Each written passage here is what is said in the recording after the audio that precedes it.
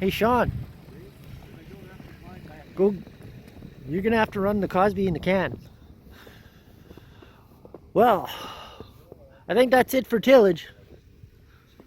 So it's November 3rd. We got some straw bales yet to go, some hay.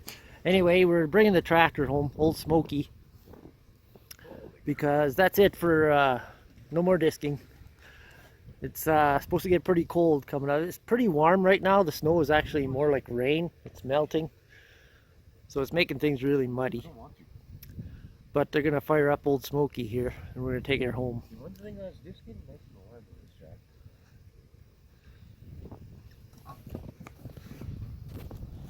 And we're also going to go get the 9250, which we put the starter in, and it works pretty good. Okay.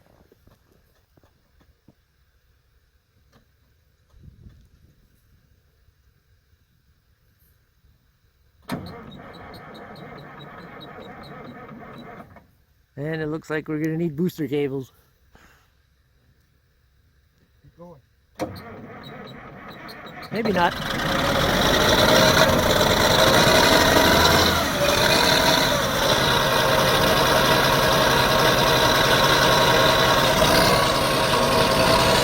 Nope, didn't need it.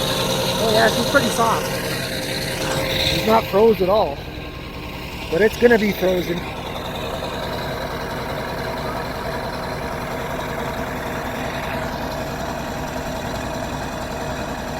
Feels like my lens is dirty. Hold on 1 second. Oh yeah, that's better. My lens was dirty, Sean. So anyway, we were using, I bought this disc back in midsummer, and she worked out pretty well. The only one thing that I didn't like is on these frames, this is an 18-foot disc. These frames are a little bit too narrow for the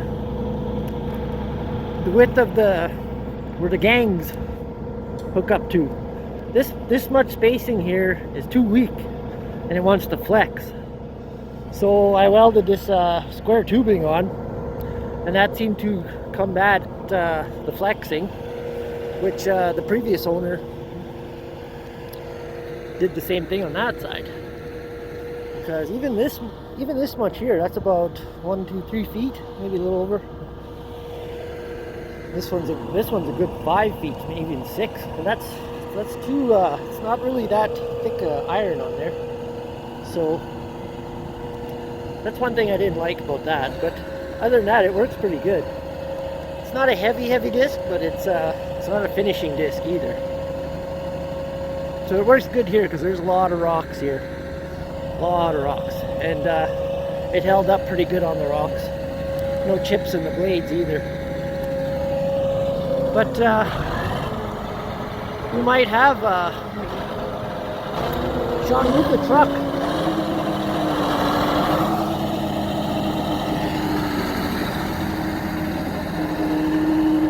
Yeah, it's actually not that wet.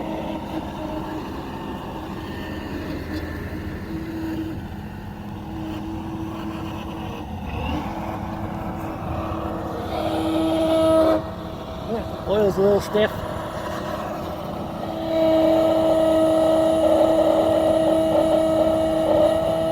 Change that hose, she's too tight on there. Yeah, oil's still pretty solid.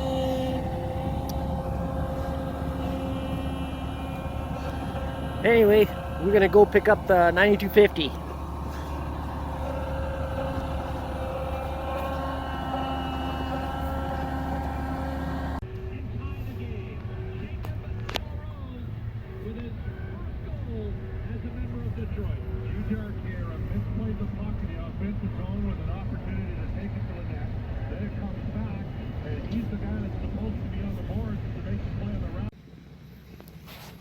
Possible fourth combine?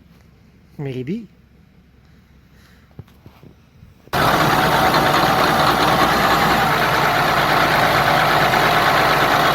Sean didn't wait for me. He started starting it before he even turned the camera on.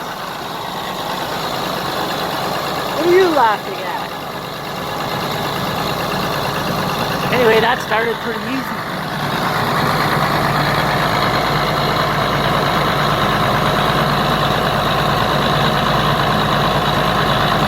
We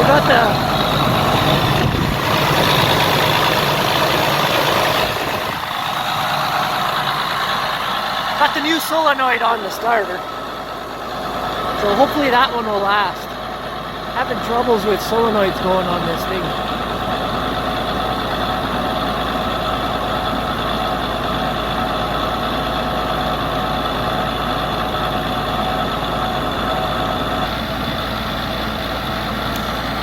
The one headlight burned out. Those two front ones, I replaced those two, but you might as well not even put them on because you can't even tell the difference. I've got some LEDs that are gonna go on this guy. The lights on the cab work pretty well. That one there got smashed somehow. I think a rock hit it, the truck was passing or something. And the two in front, I think it's a wiring issue on that one, but even when they were on, you couldn't even tell. So I've got a few LEDs that I'm going to put on.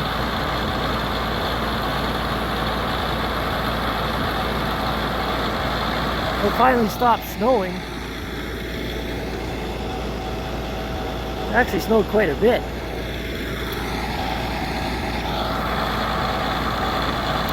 All right, Sean.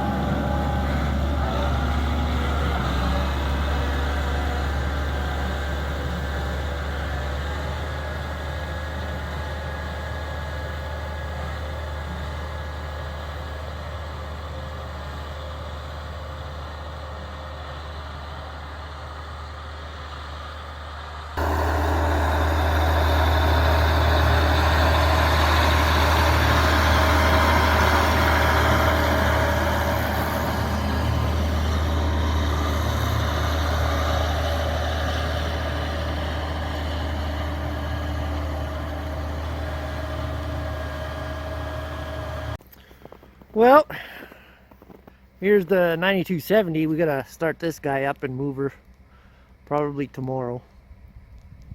Still hooked up to the plow, which is broken. I took the standard off and I took it to a machine shop, but still hasn't got around to making it yet. So hopefully, I would have liked to have got that done because now I gotta put all the parts away. Hopefully I don't lose them. But while I'm waiting for the guys to come with the tractors, there was a auction the other day and I found myself one of these. This is a 9-bottom 3710 John Deere plow, and it's in really good shape. They didn't use it too much. It's kind of dirty right now because we pulled it on the highway and it was muddy from the snow. And actually it was raining, not really snowing. But yeah, it's a flex plow where it flexes in the middle there. Our old one is a 3600. Yeah, this is a 9-bottom. I'm not even sure about the year on this because they didn't have it listed, but these plows still go for quite a bit, and I got it for pretty cheap. Like they're going for like, gosh, some of them I've seen for between 20 and 30,000. That was on Tractor, what is it, Tractor House, whatever, I forget now. I was looking up the prices. That's in Canadian dollars. So I got the serial number there. I'm gonna take her into the Deere dealer, see what year it is, and if I can get a instruction manual for it, because it doesn't have one. Because I've never used a plow exactly like this before, where it has a hydraulic cylinder on the hitch, which I'm not really sure what, well, yeah, that just levels the hitch out. You got your hydraulic cylinder on that one, and on the back. The wheel is missing because we took it off to make it narrower down the highway. Pull it down, for oncoming traffic, it was sticking out quite a bit. This thing is wide to pull down the road. Doesn't look it, but it is. 'Cause when you're hooked up to it right here, yeah, that wheel's almost in a ditch, and this one's way out in the other lane almost. So, well, I see the guys are home. So yeah, that's won't get to use it probably till next August. We'll probably end up using both of them because we'll have some hayland to do over. It's getting time.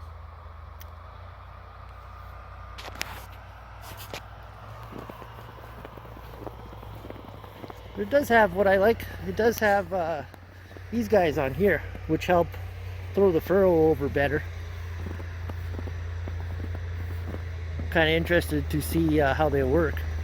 Spring-loaded trips for our rocky ground, so that's a plus. Gonna need a bath. There's old Smokey.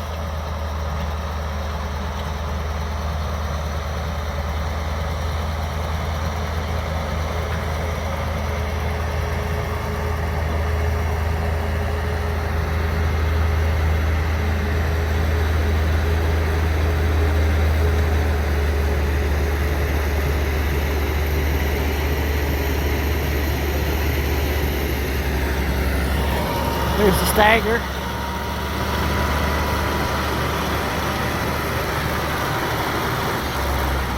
.300 horse, Cummins. I hope he parks that somewhere in the back there. Anyway, that's just an update what's going on. We're gonna haul some cows here. We hauled from 2 pastures. We're gonna haul from our 3rd and 4th pasture. And park it over there, Sean. And yeah, well, we're gonna wait for it to freeze because it's way too muddy, as you can see. And this is hard ground here with gravel on it. Anyway, thanks for watching. Make sure you subscribe, hit like, and we'll talk to y'all later.